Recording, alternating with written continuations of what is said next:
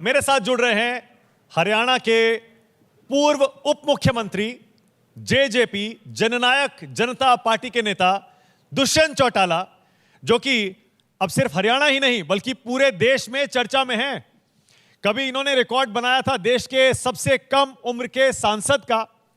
उसके बाद देखिए कैसे 5-7 साल में ही सिर्फ हरियाणा की राजनीति ही नहीं, पूरे देश की राजनीति के एक उभरते हुए सितारे बने दुष्यंत चौटाला। बहुत स्वागत न्यूज़ 24 पर दुष्यंत चौटाला आपका। कैसे हैं आप? बहुत बहुत धन्यवाद मानिक जी। ओके, तो दुष्यंत जी, पहला सवाल मैं यहीं से शुरू कर रहा हूं कि आखिर ऐसा क्या हुआ कि बीजेपी के साथ आपका गठबंधन चुनाव से ठीक पहले टूट गया? दुष्यंत जी। मानिक जी, जब अलायंस की बात है, मुझे लगता है कि बड़ा क्लियर है कि जिस प्रकार से हरियाणा के अंदर भारतीय जनता पार्टी के 10 सांसद थे और वहाँ 4.5 साल में हमारे 10 विधायकों के साथ हमने एक स्टेबल सरकार चलाई, वहाँ नंबर्स जो हम मांग रहे थे और जो सीट्स हम मांग रहे थे वो सहमति भारतीय जनता पार्टी के साथ नहीं बन पाई। और मैं मानता हूँ कि जो निर्णय हुआ वो दोनों के लिए बेहतर है। हम दोनों मैदान में उतरेंगे, अपने अपने वोट शेयर को बढ़ाएंगे। और एक चीज़ मैं ज़रूर बोल सकता हूँ कि आज की परिस्थिति के अंदर हमारे लिए हिसार महेंद्रगढ़ की 2 लोकसभा सीट बड़ी महत्वपूर्ण है और उसको हम मजबूती के साथ लड़ेंगे भी, जीतेंगे। ओके दुष्यंत जी, मतलब आप ये कहना चाह रहे हैं कि दोनों पार्टियों ने अपनी मर्जी से ये गठबंधन तोड़ा है? ये कहना गलत होगा कि बीजेपी ने एनडीए से जेजेपी को बाहर कर दिया? जहाँ मुख्यमंत्री ने जब रिजाइन कर दिया तो ऑटोमेटिकली काउंसिल का रिजाइन होता है और हमने ये निर्णय लिया कि हम नई सरकार का हिस्सा नहीं बनेंगे। ओके, और जहाँ सीट शेयरिंग की बात थी, हमने तो लास्ट में इतना तक कह दिया था कि भी हम एक भी लोकसभा नहीं लड़ते, आप 5100 रुपया पेंशन जो हमारा मुख्य मुद्दा था उसको पूरा कर दीजिए और आगे विधानसभा की सीट शेयरिंग अनाउंस कर दीजिए। जब उस पर भी सहमति नहीं बनी तो मुझे लगता है कि हमारे लिए बेहतर था कि हम भी अपना रास्ता चुने और उनके लिए भी बेहतर था। ओके, मतलब दोनों पार्टियों ने ये कहा जा सकता है सीट शेयरिंग पर बात नहीं बनी, उसके बाद आपने ये कहा कि अच्छा ठीक है, हमें सीट मत दीजिए, हमारी कुछ और मांगे मान लीजिए, वो भी सरकार ने नहीं मानी, तो फिर आपने भी तय कर लिया कि अब अलग होना ठीक है। देखिए, बिल्कुल एनडीए के अंदर जब हम दोनों मिलकर चल रहे हैं और एनडीए का एक हिस्सा है और एनडीए के अंदर ये चर्चा हुई तो फिर हमने भी ये निर्णय ले लिया कि हम एनडीए का पार्ट नहीं रहेंगे। और भारतीय जनता पार्टी ने भी ये निर्णय लिया कि फिर मुख्यमंत्री रिजाइन करेंगे और जब काउंसिल रिजाइन करती है तो पूरी सरकार का रेजिग्नेशन होता है, नए मुख्यमंत्री की शपथ हुई और उनकी कैबिनेट बनी। आप वैसे दुष्यंत जी कौन कौन सी सीटें मांग रहे थे जिस पर बीजेपी तैयार नहीं हुई? देखिए, जहाँ से मैं सांसद रहा हूँ हिसार लोकसभा की है, हमारे राष्ट्रीय अध्यक्ष सांसद रहे भिवानी लोकसभा की है, हमारी प्राथमिकता ये 2 सीटों की थी। मगर अब तो चलो वो इतिहास रह गया, अब तो हम 10 पे मजबूती से आज कार्यकर्ताओं से हमने चर्चा भी करी और जल्द उस पर निर्णय लेंगे कि हमें आगे की रणनीति क्या बनानी है। आज हमारे पास 60 दिन है और बहुत समय है जिसके अंदर प्रदेश के राजनीतिक हालात की पृष्ठभूमि देखते हुए जननायक जनता पार्टी के सांसद जिताकर हम लोकसभा में भेजने का काम करें। दुष्यंत जी, क्या ये कहना चाह रहे हैं 10 की 10 सीटों पर आपका प्रभाव है, जेजेपी का प्रभाव है और आप 10 की 10 सीटें इस बार जीतेंगे हरियाणा में? जब हम 9 महीने 10 महीने के संघर्ष के बाद 11 महीने में जब रिजल्ट आए और हम 15% वोट शेयर ले आए, 10 एमएलए ले आए, तो प्रभाव तो है ही संगठन का। और मैं ये मानता हूँ कौन सा संगठन कब कितना बड़ा और कितना छोटा हो जाता है ये तो इलेक्ट्रोल पे डिपेंड करता है। अब भारतीय जनता पार्टी का इतिहास में उनके 2 सांसद थे, आज 303 सांसद हैं। क्या पता आने वाले भविष्य में वो नंबर्स बढ़ भी जाए और क्या पता जिसकी उम्मीद है कि वो नंबर्स घट भी जाए। बीजेपी कह रही है हमें तो जेजेपी की कोई जरूरत नहीं है, हम 10 की 10 अपने दम पर जीत लेंगे, इसीलिए हम उन्हें कोई सीट क्यों दें? चलिए, ये तो भविष्य की गर्भ में है मानिक जी और कोई ज़्यादा समय नहीं है। ये तो 4 जून को रिजल्ट आ जाएगा और सबको पता चलेगा किसमें कितना दम था, कौन कितना वोट शेयर ले गया। अब तो ये राजनीतिक बयानबाजी, राजनीतिक भाषण तो हर रोज चलेंगे। मतलब आप ये कह रहे हैं बीजेपी 10 की 10 नहीं जीत पाएगी ना अपने दम पर, और उसने गलती कर दी ना एनडीए से आपको हटाकर या आपसे अलग होकर। चलो ये तो नतीजे आएंगे उस दिन, आप भी यही होगे, मैं भी यही होऊंगा। मेरे को दोबारा पैच करके मेरे से पूछ लेना।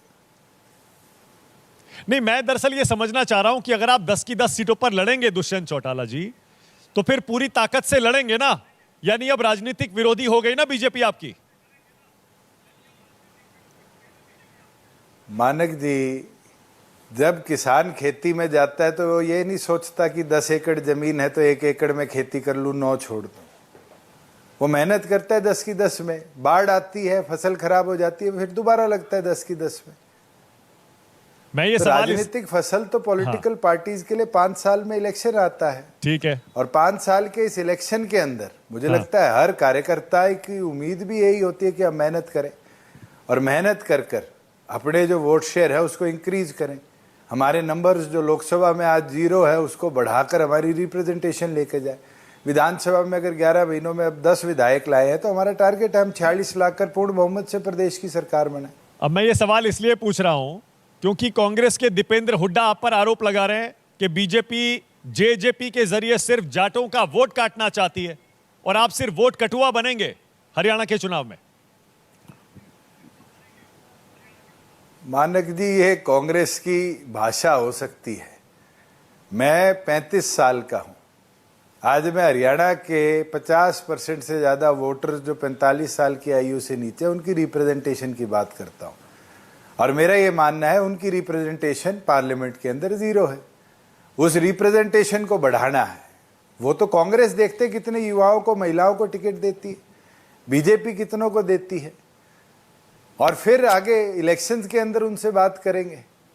कांग्रेस ने तो 2011 के उपचुनाव में जब चौधरी अजय सिंह चौटाला जी उपचुनाव लड़ रहे थे हिसार से, उस समय भी हरियाणा जनहित कांग्रेस की मदद करने के लिए प्रचार किया। आज तक के इतिहास में जननायक जनता पार्टी 5 साल में भी किसी की मदद में नहीं उतरी अलायंस को छोड़कर। गठबंधन धर्म जब तक निभाया। आज तो राजनीतिक धुर विरोधी है, चाहे वो भारतीय जनता पार्टी हो, चाहे वो कांग्रेस हो, चाहे एनएलडी हो, चाहे बसपा हो। क्या आपके साथ धोखा हुआ है दुष्यंत चौटाला? क्योंकि आपने मुश्किल समय में भी बीजेपी का साथ दिया। किसान आंदोलन, सोचिए जरा, 2 किसान आंदोलन हुए, आपने तब भी बीजेपी सरकार का साथ नहीं छोड़ा। हरियाणा में इतना बड़ा आंदोलन हुआ, आप सरकार के साथ खड़े रहे। अब आपको लगता है आपके साथ धोखा हुआ? आपको 1-2 सीटें जो आप मांग रहे थे दे देनी चाहिए थी बीजेपी को। मानक जी, पॉलिटिकल पृष्ठभूमि में 4.5 साल हमने प्रदेश में सरकार मिलकर चलाई और 4.5 साल में मैं ये मानता हूं कि हमारे जो एजेंडाज थे, हमारा जो हरियाणा के प्रोग्रेशन का विजन था, उसको हम अचीव कर पाए। आज 14 फसलें एमएसपी पर हमने खरीदवाई हरियाणा में, 1 लाख करोड़ रुपया किसान के खाते में ट्रांसफर कराया, 20,000 किलोमीटर का रोड नेटवर्क हमने दुरुस्त करवाया। आज सिविल एविएशन के अंदर देश का सबसे बड़ा एयरपोर्ट हिसार में हम बनवा रहे हैं, हेली हब हम गुड़गांव में बना रहे हैं। आज हरियाणा में 11 एक्सप्रेसवे, 35 नेशनल हाईवेज हैं, नई रेल लाइंस हमने बिछवाई हैं। आज डेवलपमेंट के तौर पे हमने जो 4.5 साल में किया कोई नहीं कर पाया। 40,000 करोड़ का इंडस्ट्रियल निवेश छोटे से प्रदेश में आना बहुत बड़ी बात होती है। आज इसी विकास के अंदर अगर हम हिस्सेदार ना होते तो शायद ये विकास भी नहीं होता, हरियाणा इस प्रगति के पथ पर भी नहीं चलता। और जो लोग ये कह दे कि जी मुझे दुख हुआ, रोने पीटने से राजनीति नहीं होती, संघर्ष से होती है। चौधरी देवीलाल जी ने 70 साल के राजनीतिक जीवन में 7 साल की सत्ता भी नहीं देखी। अगर हरियाणा की जनता चाहेगी हमारे 4.5 साल के काम को, तो हमें दोबारा और मजबूती से इलेक्ट करके भेजेगी, और ताकत देकर भेजेगी, और नंबर देकर भेजेगी कि हरियाणा की रिप्रेजेंटेशन को नेशनल लेवल पर भी हम बढ़ाए। मुझे वो दिन याद है, मैं सांसद था और उस समय केंद्र की सरकार ने एक ट्रैक्टर के ऊपर कमर्शियल व्हीकल का लेबल लगा दिया। मैं पार्लियामेंट में ट्रैक्टर लेकर गया और वो विड्रॉ हुआ। पिछले 5 सालों में हरियाणा के एक सांसद ने, इंक्लूडिंग मिस्टर नवाब हुड्डा, एक वर्ड भी बोलने का काम नहीं किया। मतलब मेरे पूछने का जो मकसद था वो ये था, आप भी मानते हैं ना कि ये 4.5 साल बीजेपी के साथ आसान नहीं रहे, मुश्किल समय था और आप डटकर खड़े रहे बीजेपी के साथ। मैं मानता हूं मानिक जी, मैं मानता हूं मुश्किल समय में जरूर ढाल बन के खड़ा रहा, मगर मैंने काम करवाया। उसके अंदर हरियाणा को कैसे आगे लेकर चलना है वो फैसले करवाए। आज बुढ़ापा पेंशन हम 3,000 रुपये ले जा पाए, 5100 नहीं ले जा पाए, मगर बढ़वाई तो सही। आज हरियाणा में 50% महिलाओं को पंचायतों में रिजर्वेशन दिलाने के हमारे वादे को पूरा करवा पाए। संत शिरोमणि रविदास जी का 5 एकड़ में भव्य मंदिर आज कुरुक्षेत्र में बनना शुरू हो चुका, वो फैसला करवा पाए। मतलब आप ये कह रहे हैं कि 4.5 साल सरकार में रहते हुए आपने जो काम किया आप उसे मुद्दा बनाएंगे इस चुनाव में। अगर बनाएंगे तो फिर बीजेपी पर हमला कैसे करेंगे जिसके खिलाफ चुनाव लड़ रहे हैं? उसी सरकार में आप साथ में थे उनके। मानिक जी, चुनाव तो आने दो, और बहुत इश्यूज होते हैं। अच्छा ये बताइए, 5 साल पहले आप बीजेपी के साथ क्यों आए थे? बहुत सारे लोग पूछते हैं कि बीजेपी के खिलाफ चुनाव लड़ा तो सरकार साथ क्यों बनाई थी, क्या मकसद था आपका? ना तो हमने कांग्रेस के साथ चुनाव लड़ा था, ना भारतीय जनता पार्टी के साथ लड़ा था, ना किसी और दल के साथ लड़ा था। विधानसभा का चुनाव जननायक जनता पार्टी ने लड़ा, 10 विधायक हमारे आए। हरियाणा में एक स्टेबल गवर्नमेंट हम दे पाए, और जो हमारी पार्टी ने जनता से वादे किए थे, जिसमें हमें इलेक्ट्रोल का 15% वोट शेयर मिला था, उन वादों को पूरा कराया जाए उस स्टेबल गवर्नमेंट के माध्यम से, और हमने करवाया है। आप यहाँ की किसी आपकी यूनिट के मेंबर से पूछिए, 4.5 साल में जितने वादे जननायक जनता पार्टी के पूरे हुए हैं, इतने तो भारतीय जनता पार्टी के घोषणा पत्र के भी पूरे नहीं हुए। अब दुष्यंत चौटाला जी, मुझे याद आता है जैसे बिहार में नीतीश कुमार और तेजस्वी यादव, आरजेडी और जेडीयू जब मिलकर सरकार चला रहे थे, वो कहते हैं उन्होंने बहुत काम किए। अब जब अलग हो गए, दोनों उसका क्रेडिट लेने की कोशिश करते हैं। बिल्कुल यही आपके साथ होने वाला है हरियाणा में। बीजेपी कहेगी खट्टर सरकार का जो भी काम है उसका श्रेय हमें दीजिए। आप कह रहे हैं आप उप मुख्यमंत्री थे, उसका श्रेय आप लेंगे, तो जनता किसकी बात मानेगी बताइए? मानक जी, तो आपने हमें बिहार से कंपेयर तो कर दिया, मगर आप हरियाणा की पृष्ठभूमि को समझ नहीं पाए। वहां नीतीश जी मुख्यमंत्री बने रहे, यहाँ दुष्यंत गया तो मनोहर लाल जी भी गए। हाँ, क्या कहना चाह रहे हैं, थोड़ा विस्तार से बताइए ना, क्या कहना चाह रहे हैं आप? बस जो मैंने आपको जो बात कह दी, ये इशारा ही बहुत है आपके लिए। कांग्रेस और विपक्षी दल कहते हैं कि सीबीआई, ईडी, आईटी, इन सब के डर से ये छोटी छोटी पार्टियां बीजेपी के साथ जा रही हैं। कभी कभी उसमें आपका भी नाम ले देती हैं कि आप भी शायद कुछ लालच में या डर के गए होंगे एनडीए में। अब आपको अक्ल आ गई, आपके विरोधी ये कहते हैं, और इसीलिए आप बाहर हो गए। मानक जी, I can on record on your channel say this, ना मेरे को इस चीज से घबराने की जरूरत। प्रदेश के अंदर प्रोग्रेसिव काम हमने करवाया है, हमने चोरी नहीं करवाई। इसलिए हमारा जीएसटी जो इनटेक था उसमें 26% ग्रोथ आई है, जो देश के अंदर बड़ी स्टेट्स में सबसे ज़्यादा है। सिर्फ हमारे से गोवा, दिल्ली और अरुणाचल 3 प्रदेश आगे हैं, जो कि छोटे छोटे राज्य हैं। वहीं हमारा जो स्टैंप कलेक्शन आती है रेवेन्यू डिपार्टमेंट की, वो 6,400 करोड़ से 10,500 करोड़ क्रॉस कर गई। वहीं जब हम बात करते हैं एक्साइज की 6100 करोड़ के, हम इस साल 12,000 करोड़ पहुंच जाएंगे।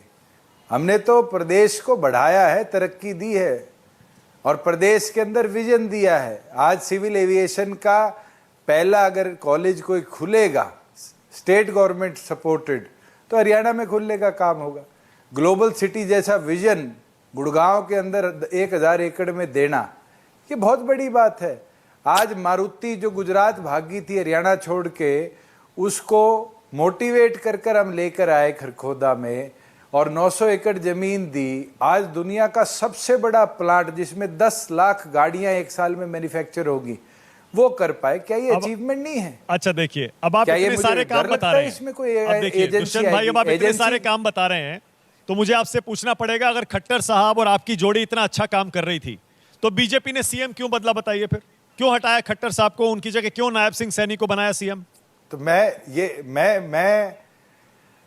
कोई बीजेपी की लीडरशिप में तो बैठा नहीं हूं। मैं तो एक कहलाया था, हमारे सीट शेयरिंग के नंबर्स नहीं बने, हमने फैसला लिया। इस चीज के ऊपर तो बीजेपी की लीडरशिप बता पाएगी मनोहर लाल जी को क्यों केंद्र की जिम्मेवारी देने के लिए बदला।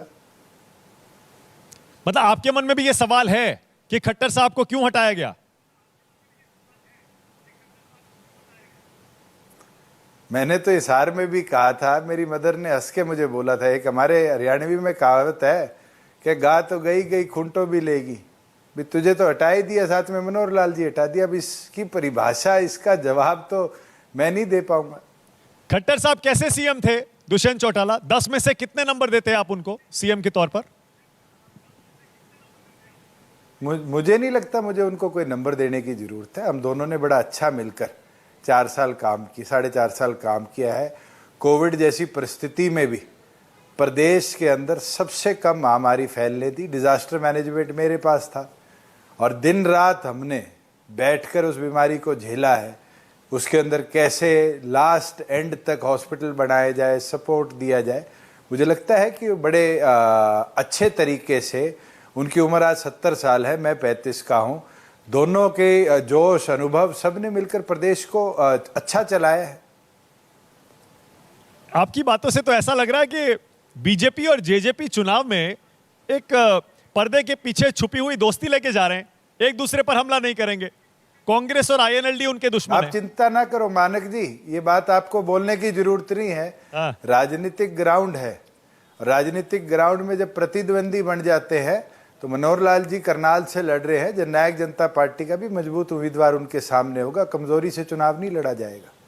लेकिन आपने मैदान में है और आमने सामने है तो फिर ये बातें नहीं रहती कि पर्दे के पीछे। और मुझे लगता है चैनल्स को भी इस तरफ चर्चा नहीं करनी चाहिए कि कोई बैठ के चर्चा हो। लेकिन दुष्यंत भाई, अब मुझे बताइए, आमने सामने लड़ने का निर्णय हुआ, ठीक है, आमने सामने हम लड़ेंगे। ठीक है। अब मुझे बताइए, नायब सिंह सैनी को सीएम बनाकर बीजेपी ने जो ओबीसी कार्ड खेला है और आपको उधर उतारकर जाटों का वोट जो बांटने की कोशिश की है, उससे तो लग रहा है कि बीजेपी नॉन जाट्स का वोट ले जाएगी, जाटों का वोट बांट देगी और 10 की 10 सीटें जीत लेगी।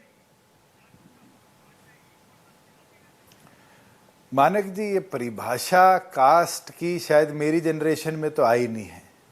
पुराने पॉलिटिशियन तो जरूर उस पर चर्चा करते रहे। मैं 35 साल का हूं और 35 साल के अंदर प्रदेश में अगर महिलाओं के लिए 50% रिजर्वेशन हम लेके आए तो किसी महिला की कास्ट हमने नहीं पूछी। अच्छा, आज के दिन हमारा काम है कि जो युवा और महिला प्रदेश की है उनको कैसे, अच्छा ठीक है, नहीं एक सेकंड, वो ठीक है दुष्यंत भाई, बिल्कुल ठीक है, मैं मान गया आपकी बात। जिस तरीके से आप कैलिफोर्निया की इकोनॉमी अमेरिका की 1/5 इकोनॉमी चलाती है, हरियाणा इंडिया की इकोनॉमी चलाने का काम करे। मेरा विजन करना चाहते हैं, मैं मान गया। लेकिन मुझे बताइए, जाट किसे वोट देगा इस बार हरियाणा में? मैं तो ये मानता हूं जोन सी पॉलिटिकल पार्टी की विचारधारा के साथ जुड़ा होगा उसको देगा, नॉन जाट भी उसको देगा। ठीक है, और किसान किसे वोट देगा? ये कहना कौन किसको देगा, क्या आप डिसाइड कर सकते हो? क्या आप डिसाइड कर सकते हो कि इलेक्टोरल किसको वोट देगा? और किसान किसे वोट देगा? वोटिंग होती है उस तक तो हर दिन हर विषय, हर मुद्दा, हर दिन हर विषय एक मुद्दा बनता है और मुद्दे पर इलेक्टोरल का मूड बनता है और जिस तरफ वो मूड जाता है, मूड स्विंग होता है। मैं 5 साल बड़ा अच्छा काम करके पार्लियामेंट में रहा और पुलवामा हुआ, पुलवामा के इशू पे सारे देश ने बीजेपी को वोट दिए, मैं ही 3 लाख से हार गया और उसके 6 महीने बाद मैं विधानसभा में गया और 48,000 से जीत गया।